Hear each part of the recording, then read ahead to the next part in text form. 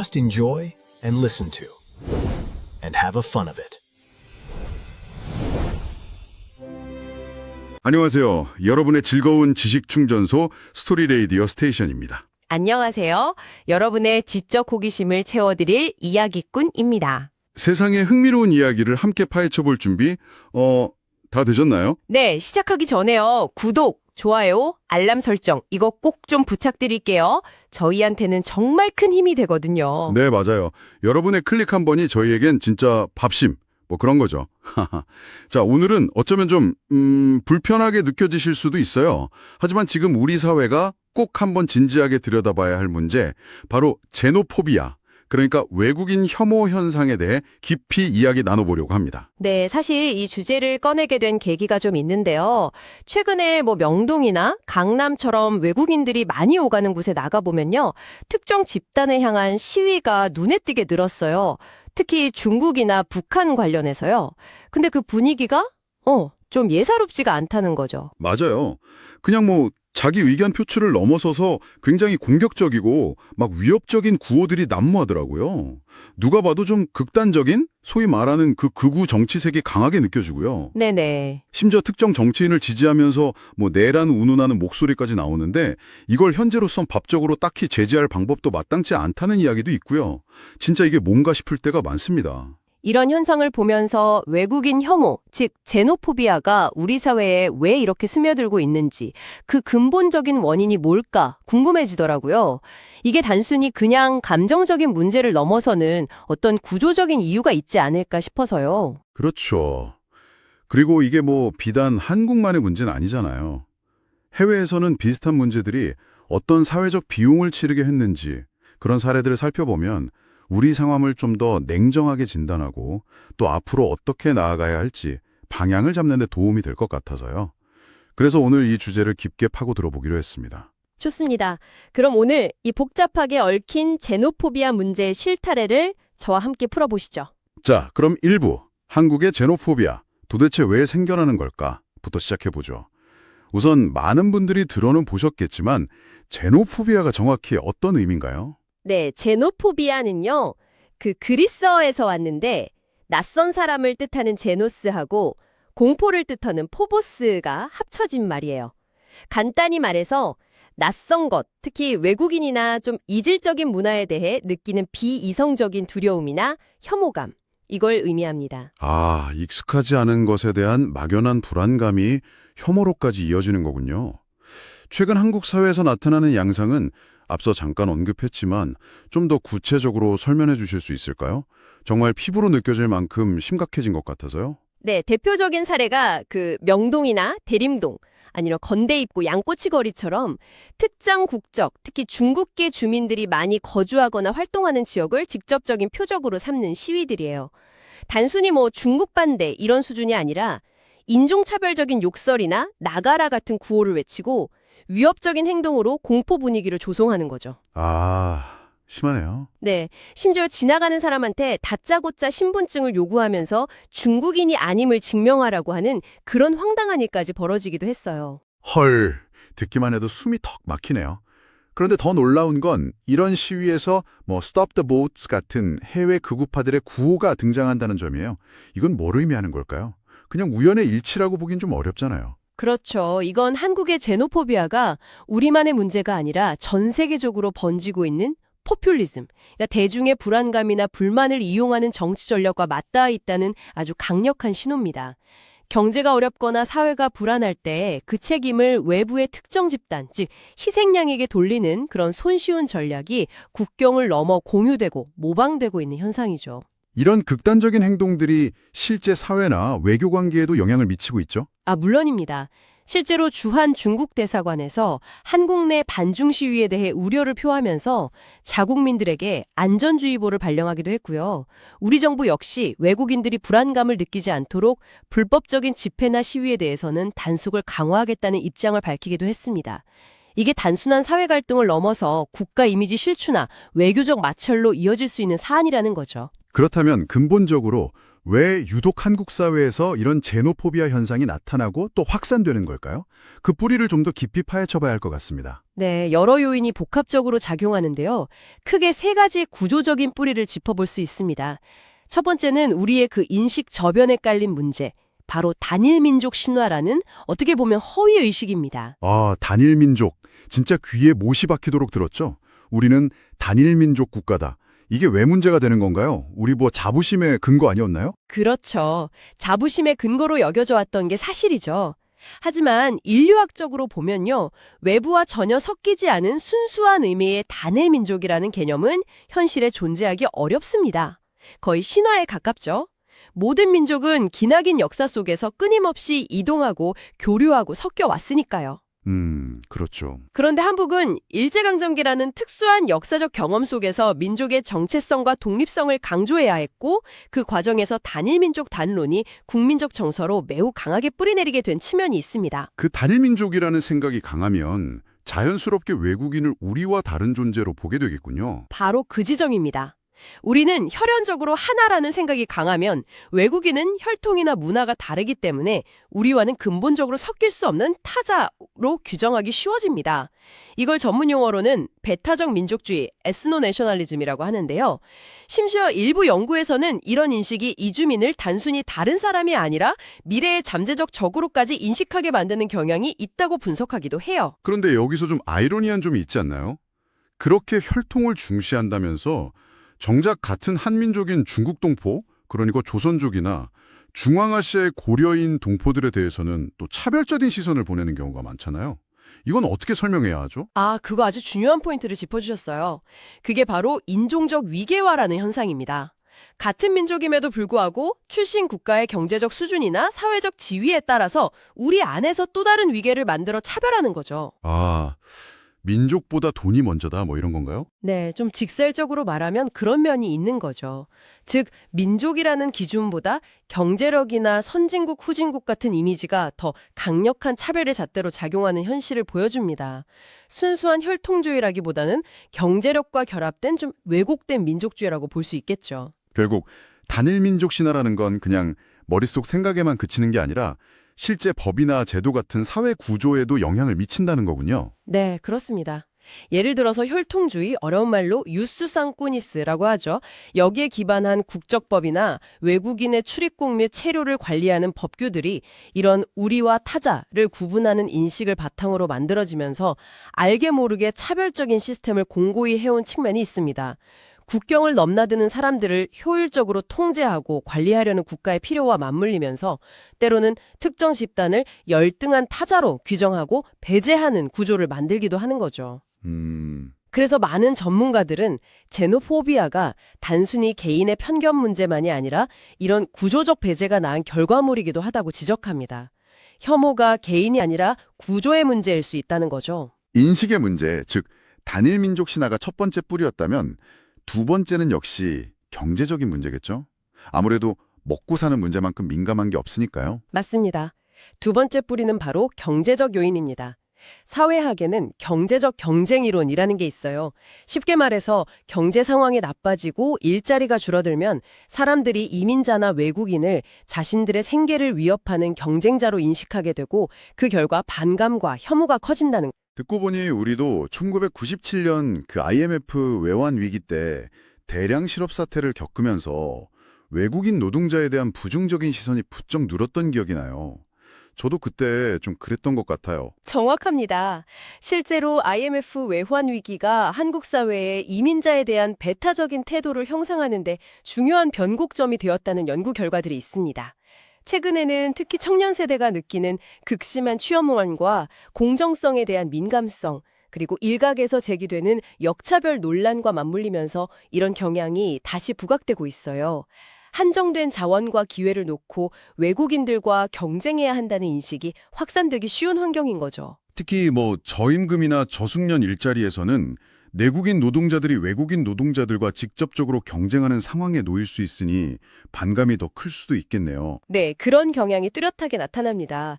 그런데 여기서 주목할 점은요, 이런 경제적 불안감이 앞서 말씀드린 인종적 위계화 의식과 결합될 때 혐오의 화살이 더 취약한 집단, 예를 들어 동남아시아 등 경제적으로 덜 발전했다고 여겨지는 국가 출신 이주민들에게 향하기 쉽다는 겁니다. 물론 최근에는 그 대상이 중국인으로까지 급격히 확대되는 양상을 보이고 있고요. 인식, 경제. 그럼 마지막 세 번째 뿌리는 뭘까요? 심리적인 부분이나 사회적인 분위기도 영향이 크겠죠. 네, 그렇습니다. 세 번째는 심리 사회적 동력입니다. 개인의 심리적 특성도 제노포비아 성향과 관련이 있다는 연구들이 있는데요. 예를 들어서 우익 권위주의, 영어 약자로는 RWA라고 하는데 이런 성향이 강한 사람들, 그러니까 권위에 대한 복종, 사회적 규범 준수, 외부 집단에 대한 공격성을 특징으로 하는 사람들이나 아니면 사회 지배지향성, SDO라고 해요. 이게 높은 사람들, 다시 말해 사회 집단 간의 위계 질서를 당연하게 여기고 불평등을 선호하는 사람들이 외국인 혐오 성향을 보일 가능성이 높다고 합니다. 그런 심리적 성향이 어떻게 혐오로 표출되는 걸까요? 그냥 그렇게 생각만 할 수도 있잖아요. 여기서 핵심적인 역할을 하는 심리 기제가 바로 비인간화, 디휴머나이제이션입니다. 특정 집단을 우리와 같은 완전한 인간으로 보지 않고 그들의 인간성을 부정하거나 격화시키는 거죠. 예를 들면 벌레나 동물에 비유하거나 감정이 없고 비이성적이라고 매도하는 식으로요. 이렇게 되면 그 집단에 대한 혐오나 차별, 심지어 폭력까지도 도덕적인 죄책감 없이 정당화하기 쉬워집니다. 저들은 우리와 다르니까, 인간 대접을 받을 자격이 없으니까, 이런 식으로요. 생각만 해도 섬뜩하네요. 이런 개인적인 차원을 넘어 사회 전체적으로 혐오를 부추기는 요인도 있겠죠. 물론입니다. 엘리트 선동 이론이라는 것이 시사하는 바가 큽니다. 정치인이나 언론, 사회적으로 영향력 있는 인물이나 집단이 의도적으로 특정 집단에 대한 혐오를 조장하거나 혹은 혐오 발언이 퍼지는 것을 알면서도 방치할 때 사회 전체의 혐오 감정이 훨씬 더 크게 증폭되고 확산된다는 이론입니다. 리더그룹의 말 한마디, 태도 하나가 정말 엄청난 파급력을 갖는 거죠. 요즘은 또 그런 혐오 발언이나 감정들이 온라인에서 밈처럼 가볍게 소비되기도 하잖아요. 웃고 즐기는 사이에 스며드는 느낌이랄까요? 바로 그 점이 정말 우려스러운 지점입니다. 혐오나 차별적인 표현이 유머나 놀이처럼 포장되어서 온라인 공간을 통해 빠르게 퍼져나가면 사람들은 문제의 심각성을 제대로 인식하지 못하고 점점 무뎌지게 됩니다. 혐오에 대한 사회적 면역력이 떨어지는 거죠. 결국 이런 현상은 우리 사회의 건강한 토론 문화를 해치고 민주주의의 근간을 서서히 침식시키는 결과를 낳을 수 있습니다. 정리해보면 한국 사회의 제노포비아는 단순히 몇몇 사람들의 못된 신보 문제가 아니라 뿌리 깊은 단일민족 신화라는 인식구조, IMF 이후 심화된 경제적 불안과 경쟁 심리, 그리고 권위주의적이거나 위계를 중시하는 특정 심리적 성향에 더해 이런 것들을 이용하거나 방치하는 사회적, 정치적 요인까지 아주 복합적으로 얽혀 만들어진 결과물이군요. 네, 맞습니다. 그래서 이 문제를 해결하려면 개인의 인식 개선 노력과 함께 사회 구조적인 문제, 미디어의 역할, 정치의 책임 등 정말 다각적인 접근이 필요하다는 것을 알 수 있습니다. 자, 그럼 잠시 후 2부에서는 이렇게 뿌리내린 제노포비아가 Good evening, and welcome to the Story Radio Station, where we explore tales from around the world.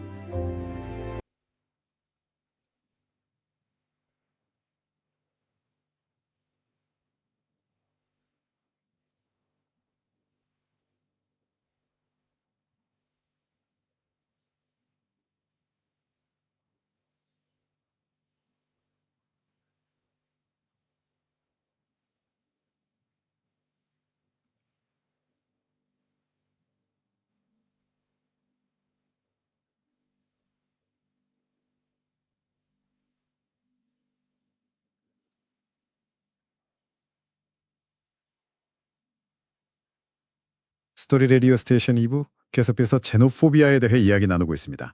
1부에서는 한국 사회 제노포비아가 뿌리내리게 된 배경으로 단일민족 신화라는 인식적 기반, 경제적 경쟁과 불안감, 그리고 권위주의적 심리나 비인간화 같은 심리사회적 요인들을 복합적으로 살펴봤습니다. 네, 2부에서는 이렇게 형성된 제노포비아가 구체적으로 어떤 경로를 통해 확산되고 결국 우리 사회 전체에 어떤 비용, 그러니까 손실을 가져오는지 좀 더 파고들어 보겠습니다. 제노포비아가 퍼져나가는 방식, 역시 요즘 시대에는 미디어와 온라인 공간의 역할을 빼놓을 수 없겠죠? 절대적으로 그렇죠. 예를 들어 특정 국적, 최근에는 특히 중국 국적을 가진 사람의 강력 범죄가 언론에 크게 보도되면요.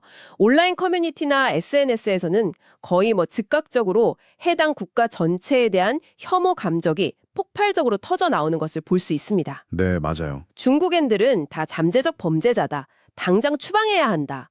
같은 아주 극단적이고 일반화된 주장들이 아무런 여과 없이 쏟아져 나오죠. 문제는 이런 혐오가 해당 범죄를 저지른 개인에게만 국한되지 않고 그 집단 전체, 심지어 관련 없어 보이는 다른 외국인 집단에게까지 번져나간다는 점인 것 같아요. 맞습니다. 그걸 혐오의 전이 현상이라고 부를 수 있는데요. 특정 국적의 범죄자 한 명 때문에 그 나라 출신 이주민 전체가 잠재적 범죄자로 낙인 찍히고 나아가서 베트남, 필리핀, 몽골 등 전혀 다른 국적의 이주민이나 다문화 가정 자녀들까지도 비슷한 혐오와 차별의 대상이 되는 경우가 비일비재합니다. 오랫동안 노력해온 사회통합의 기반이 이런 사건 하나로 순식간에 흔들릴 수 있는 거죠. 이렇게 무분별하게 혐오가 확산되면 사회적으로 또 다른 위험을 초래할 수도 있을 것 같은데요. 네, 그렇습니다.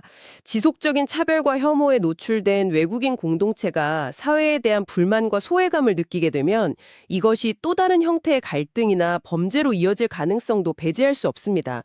실제로 외국인 밀집 지역에서의 내국인과의 물리적 충돌 가능성이나 외국인 관련 범죄 증가에 대한 우려도 제기되고 있고요. 그래서 경찰청 같은 관계 당국에서도 제노포비아를 조장하는 허위 정보 유포나 혐오 범죄에 대해서는 좀 더 적극적으로 대응하고 처벌을 강화하는 방안을 모색하고 있습니다. 정치적인 목적을 위해 이런 혐오 감정을 이용하려는 움직임도 분명히 있겠죠? 선거 때라든가? 네, 안타깝게도 그렇습니다. 특히 선거나 중요한 정치적 국면에서는 이런 경향이 더 두드러지는데요. 사회 구성원들의 경제적 불안감이나 사회 문제에 대한 불만을 외국인이나 이민자 집단에게 돌림으로써 손쉽게 정치적 지지자를 결집하고 자신들의 책임을 회피하려는 포퓰리즘 전략이 종종 등장합니다. 예를 들어 2025년에 조기 대선 가능성 같은 정치적 변동성이 큰 시기에는 이런 현상이 더 심화될 수 있다는 우려도 나옵니다. 그런 정치적 선동이 온라인 공간과 만나면 파급력이 훨씬 더 커지겠네요. 그렇죠. 온라인 혐오 표현은 좀 독특한 특성을 보입니다. 보통 어떤 의견에 대해 반대 댓글이 많으면 그 의견의 확산세가 줄어드는 경향이 있잖아요. 네. 근데 혐오 댓글은 부정적인 반응, 즉 비판이나 반박에도 불구하고 오히려 더 널리 퍼지는 양상을 보인다는 연구 결과가 있어요. 이게 이성적인 토론이나 논쟁이라기보다는 감정적인 동조나 연대감을 확인하는 행위, 혹은 자극적인 밈처럼 소비되는 경향이 강하기 때문이라고 분석됩니다. 혐오가 무슨 놀이나 유행처럼 번진다는 건데 그러다 보면 사회 전체가 점점 둔감해지고 문제의 심각성을 못 느끼게 될 위험이 크겠어요. 맞습니다. 혐오 표현에 대한 사회적 경각심이나 거부감, 일종의 면역력이 약화되는 거죠. 가해자들은 다들 그렇게 하는데 라면서 죄책감을 덜 느끼게 되고 그걸 지켜보는 대중은 반복되는 자극에 점점 무뎌집니다. 결국에는 명백한 차별 행위조차 그럴 수도 있지라며 쉽게 정당화되는 분위기가 조성될 수 있고요. 위험하네요. 네. 당연히 규제되어야 할 혐오 표현이 온라인 공간을 넘어 현실 세계까지 활개치는 매우 위험한 상황으로 이어질 수 있습니다. 그래서 온라인 혐오 표현에 대한 사회적 논의와 함께 적절한 규제 방안 마련이 시급하다는 목소리가 높습니다. 자, 그렇다면 이렇게 퍼져나가는 제노포비아가 실제로 우리 사회에 어떤 구체적인 손실, 즉 비용을 발생시키고 있을까요? 눈에 보이지 않는 비용까지 합하면 상당할 것 같은데요. 네, 그 비용은 외교, 경제, 사회 전반에 걸쳐서 정말 막대합니다. 우선 외교적으로 이미 국제사회의 우려를 사고 있습니다. 2025년에 UN 인종차별철폐위원회, 약자로 CERD라고 하죠. 여기서 한국 내의 이주민, 난민 신청자, 무슬림, 특히 중국계 사람들에 대한 인종차별과 혐오 표현 증가에 대해 공식적으로 우려를 표명하고 개선을 공고했습니다. 국제적으로 경고를 받은 거네요. 네, 우리가 1978년에 UN 인종차별철폐협약에 가입한 이래 국제사회가 한국의 혐오 실태에 대해 이렇게 직접적으로 경고 메시지를 보낸 것은 상당히 이례적인 일입니다. 국가 이미지와 신뢰도에 큰 타격이죠. 국제적으로 망신살이 뻗친 거네요. 경제적인 손실은 어떻습니까? 당장 눈에 보이는 피해도 있을 것 같은데요. 경제적 손실은 정말 심각한 수준입니다. 많은 전문가들이 혐오와 배제는 결국 경제적 손실로 귀결된다고 한 목소리로 경고합니다. 단기적으로는 한국의 국가 이미지가 나빠지면서 해외에서 한국 제품 불매 운동 같은 움직임이 나타날 수도 있고요. 하지만 더 근본적이고 장기적인 문제는 따로 있습니다. 그게 뭘까요? 지금 한국은 세계적으로 유례없는 저출산과 급격한 고령화로 인해서 생산 가능 인구가 급감하고 있습니다. 이런 상황에서 외국인 혐오와 배타적인 정책은 그야말로 경제적 자해행위나 다름없다는 지적입니다. 현재 우리 경제 구조상 이주 노동자들이 꼭 필요하다는 말씀이시죠? 네, 당장 농어촌이나 중소제조업, 건설 현장, 돌봄 서비스 영역 등 많은 산업 분야에서 외국인 노동력 없이는 현장 유지가 어려운 상황이에요. 한 연구에 따르면 이주 노동자들이 향후 2026년까지 한국 경제 성장에 기여할 수 있는 잠재적 가치가 무려 162조 원에 달할 것으로 추산되기도 했어요. 162조요? 와, 엄청나네요. 그렇죠. 그런데 제노포비아가 확산되고 이민자에 대한 문턱이 높아지면 숙련된 외국인 인력의 국내 유입은 어려워지고 이미 들어와 있는 인력마저 더 나은 환경을 찾아 떠나게 만들 수 있습니다. 결국 만성적인 노동력 부족을 심화시켜서 국가 전체의 성장 동력을 갉아먹고 경쟁력을 떨어뜨리는 결과를 초래하는 거죠. 사회적인 비용도 만만치 않겠네요. 눈에 보이지 않지만 우리 공동체를 병들게 하는. 그렇습니다.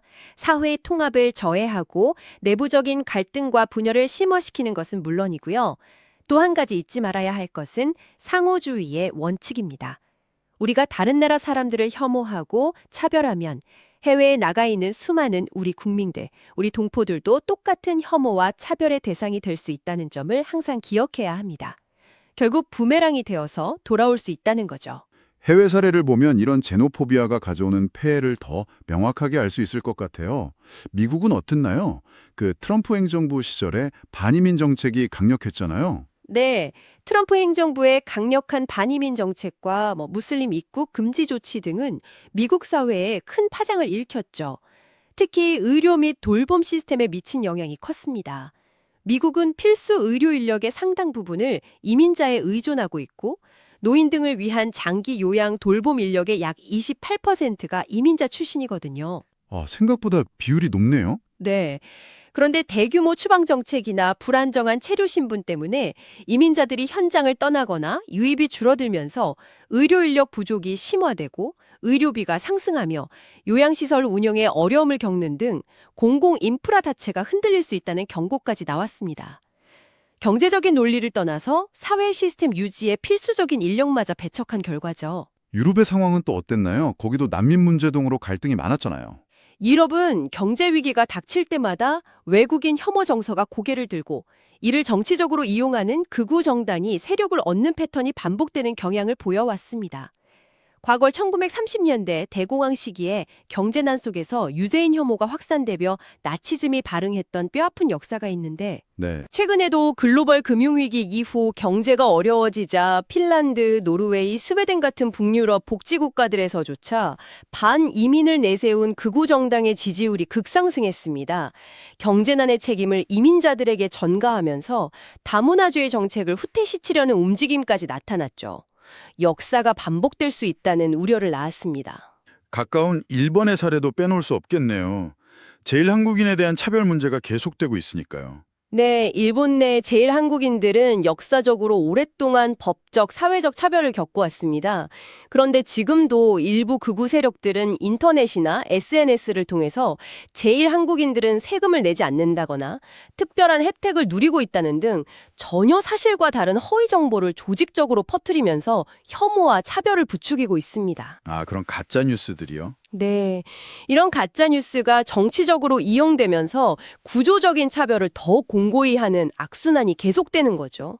이는 근거 없는 편견과 혐오가 정치와 결합될 때 얼마나 위험한 결과를 낳을 수 있는지, 그리고 우리 사회에 퍼지고 있는 외국인에 대한 잘못된 정보들이 어떻게 악용될 수 있는지를 잘 보여주는 사례라고 할 수 있습니다. 들어보니 제노포비아는 정말 한 개인의 감정 문제를 넘어서 사회 전체를 병들게 하고 막대한 비용을 치르게 하는 심각한 문제라는 게 명확해지네요.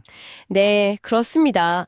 오늘 살펴본 것처럼 제노포비아는 단일민족이라는 잘못된 신화, 경제적 불안감과 경쟁 심리, 특정 심리적 경향 같은 다양한 뿌리가 얽혀 발생하고 여기에 미디어와 정치적 이해관계가 더해져 증폭되면서 결국 외교적 고립, 경제적 손실, 사회적 분열이라는 아주 값비싼 대가를 우리 모두에게 치르게 하는 악순환의 고리를 가지고 있습니다. 하게 진입하고 있습니다. 현실적으로 외국에서 온 이주 노동자나 이민자 없이는 우리 경제와 사회 시스템을 유지하기 어렵다는 분석이 지배적입니다. 이런 냉정한 현실 앞에서 과연 특정 집단을 배제하고 혐오하는 것이 장기적으로 우리에게 현명한 선택일까요? 어쩌면 이제는 단순히 경제적인 필요성을 넘어서서 우리 사회가 다양한 배경을 가진 사람들과 어떻게 하면 더불어 살아갈 수 있을지, 진정한 의미의 사회 통합은 어떤 모습이어야 하는지에 대한 근본적인 고민과 성찰이 필요한 시점이 아닐까 싶습니다. 여러분의 생각은 어떠신가요? 오늘 저희가 준비한 이야기는 여기까지입니다. 오늘 저희와의 대화가 여러분께도 깊은 생각거리를 던져드리는 의미 있는 시간이었기를 바랍니다. 끝으로 저희 스토리 라디오 스테이션에 계속해서 힘을 실어주세요. 구독, 좋아요, 알람 설정 꼭 부탁드립니다. 여러분의 관심과 응원이 더 깊고 풍성한 이야기를 만드는 최고의 원동력이 됩니다. 저희는 다음 주에 더욱 흥미롭고 알찬 이야기로 다시 찾아뵙겠습니다. 지금까지 스토리 라디오 스테이션이었습니다. 감사합니다.